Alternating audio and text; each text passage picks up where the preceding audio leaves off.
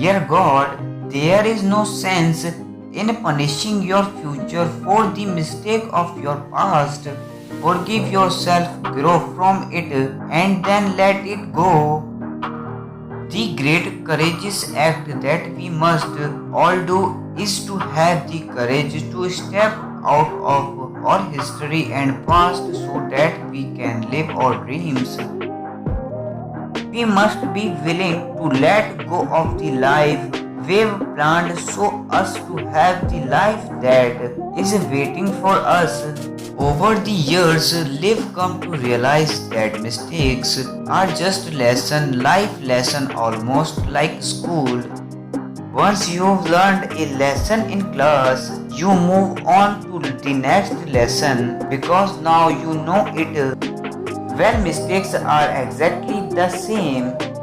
One of the most courageous decisions you'll ever make is to finally let go of what is hurting your heart and soul.